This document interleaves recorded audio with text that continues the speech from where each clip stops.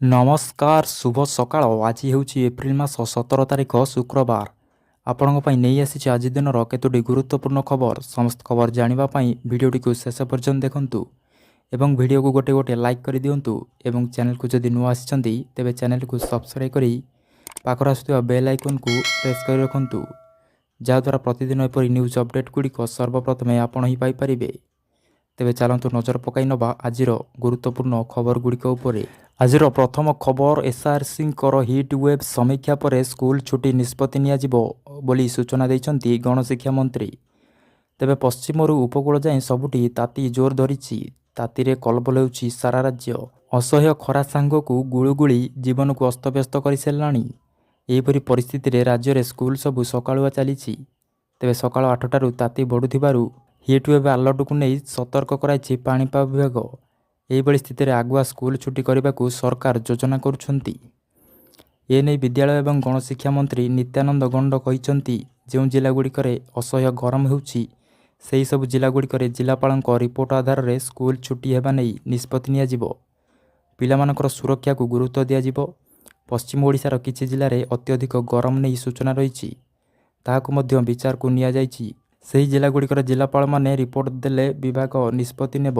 SRC hit ୱେଭ୍କୁ ନେଇ ବୈଠକ ସମୀକ୍ଷା କରିବା ପରେ ହିଁ ଖରା ଛୁଟି ପାଇଁ ନିଷ୍ପତ୍ତି ନିଆଯିବ। ପରବର୍ତ୍ତୀ ଖବର, ଟ୍ରାଫିକ୍ ଉଲ୍ଲଂଘନକାରୀଙ୍କ ବିରୋଧରେ ପୁଣି ଅଭିଯାନ, 20 ପର୍ଯ୍ୟନ୍ତ ଚାଲିବ ଗାଡ଼ି ଯାଞ୍ଚ। ତେବେ ଟ୍ରାଫିକ୍ ଉଲ୍ଲଂଘନକାରୀ ତଥା ଅମାନିଆ ଗାଡ଼ି ଚାଳକଙ୍କ ବିରୁଦ୍ଧରେ ପୁଣି ଆରମ୍ଭ ହୋଇଛି ସ୍ୱତନ୍ତ୍ର କାର୍ଯ୍ୟାନୁଷ୍ଠାନ ଅଭିଯାନ। ଏହି ଅଭିଯାନ ଆସନ୍ତା 20 ତାରିଖ ପର୍ଯ୍ୟନ୍ତ ଚାଲିବ।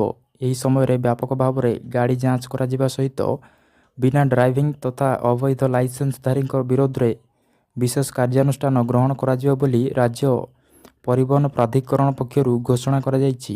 ଏହି ସ୍ୱତନ୍ତ୍ର ଅଭିଯାନ ସମୟରେ ବିଶେଷ ଭାବରେ ଟ୍ରାକ୍ଟର, ହାଇୱା, ଡମ୍ପର ଏବଂ ଟିପର ଗୁଡ଼ିକୁ ଯାଞ୍ଚ କରାଯିବ। ପୂର୍ବରୁ ମାର୍ଚ୍ଚ ମାସ 21 ତାରିଖରୁ ଏପ୍ରିଲ 10 ତାରିଖ ପର୍ଯ୍ୟନ୍ତ ରାଜ୍ୟବ୍ୟାପୀ ସଡ଼କ ସୁରକ୍ଷା ପରିବେଶ ଅଭିଯାନ କରାଯାଇଥିଲା। ଏହି ସମୟରେ ଅନେକ ସଂଖ୍ୟାରେ ଗାଡ଼ି ଚାଳକ ଡ୍ରାଇଭିଂ ଲାଇସେନ୍ସ ବିନା ଗାଡ଼ି ଚଳାଉଥିବାର ଦେଖିବାକୁ ମିଳିଥିଲା। ଏଥିସହିତ ଅନେକ ହାଲୁକା ଯାନ ଲାଇସେନ୍ସରେ ଭାରୀ ଯାନ ମଧ୍ୟ ଚଳାଉଥିଲେ। ଏହିଭଳି ଲାଇସେନ୍ସଧାରୀଙ୍କ ବିରୋଧରେ କଠୋର କାର୍ଯ୍ୟାନୁଷ୍ଠାନ ଗ୍ରହଣ କରାଯାଇଥିଲା। ତେବେ ସଡ଼କ ଦୁର୍ଘଟଣା ପାଇଁ ଏମାନେ ମୁଖ୍ୟତଃ କାରଣ ସାଜିଥିଲେ। ଏହାକୁ ଦୃଷ୍ଟିରେ ରଖି ପୁଣି ଥରେ ଟ୍ରାଫିକ୍ ନିୟମ କଡ଼ାକଡ଼ି ଆରମ୍ଭ ହୋଇଛି। ପରବର୍ତ୍ତୀ ଖବର ଆସିଲା, ସହରାଞ୍ଚଳ ପାର୍କିଂ ନୀତି। ଏଣିକି ଗାଡ଼ି କିଣିବା ବେଳେ ପାର୍କିଂ ସାର୍ଟିଫିକେଟ୍ ଦେବାକୁ ବାଧ୍ୟ। ରାସ୍ତା କଡ଼ରେ ରଖିଲେ ଫାଇନ୍। ତେବେ ଏଣିକି ଗାଡ଼ି କିଣିବା ବେଳେ ପାର୍କିଂ ସୁବିଧା ଅଛି କି ନାହିଁ ତାହାର ପ୍ରମାଣ ଦେବାକୁ ପଡ଼ିବ।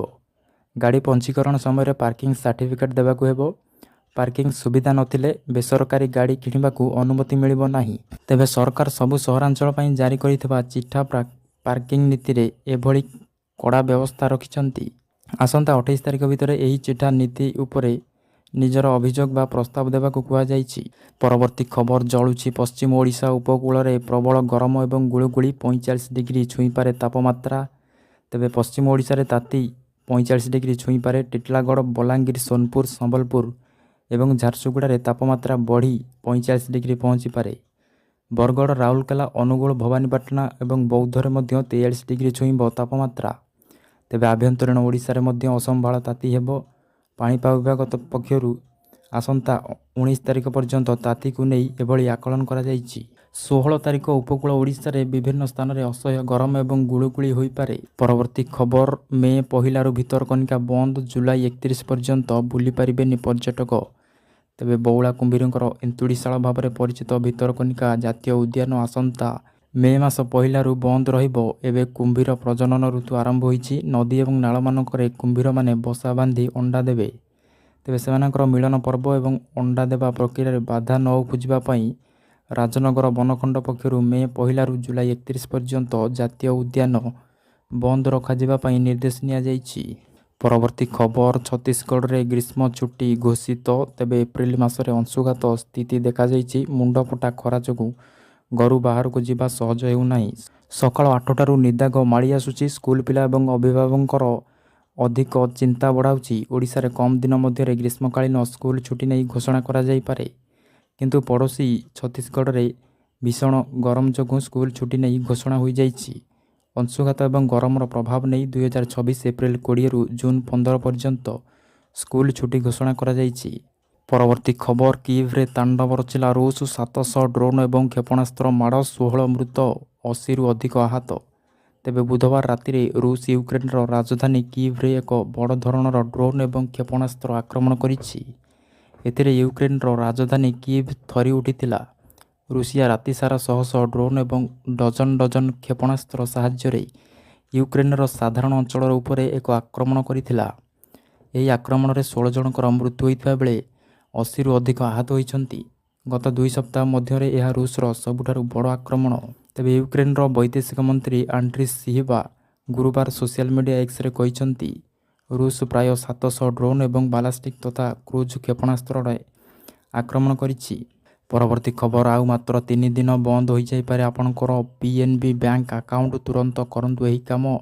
ଯଦି ଆପଣ ପଞ୍ଜାବ ନ୍ୟାସନାଲ ବ୍ୟାଙ୍କର ଗ୍ରାହକ ତେବେ ଏହି ଖବର ଆପଣଙ୍କ ପାଇଁ ଅତ୍ୟନ୍ତ ଗୁରୁତ୍ୱପୂର୍ଣ୍ଣ। ବ୍ୟାଙ୍କ ପକ୍ଷରୁ ଜାରି କରାଯାଇଥିବା ସଦ୍ୟତମ ଆଲର୍ଟ ଅନୁଯାୟୀ ଆସନ୍ତା 16 ଏପ୍ରିଲରୁ ଅନେକ ବ୍ୟାଙ୍କ ଆକାଉଣ୍ଟ ବନ୍ଦ ହେବାକୁ ଯାଉଛି। ଯଦି ଆପଣ ମଧ୍ୟ ଏମିତି କିଛି ଆକାଉଣ୍ଟ ଅଛି ଯେଉଁଥିରେ ଦୀର୍ଘଦିନ ହେବ କୌଣସି କାରବାର ହୋଇନାହିଁ, ତେବେ ଆପଣଙ୍କ ପାଖରେ ଖୁବ୍ କମ୍ ସମୟ ରହିଛି।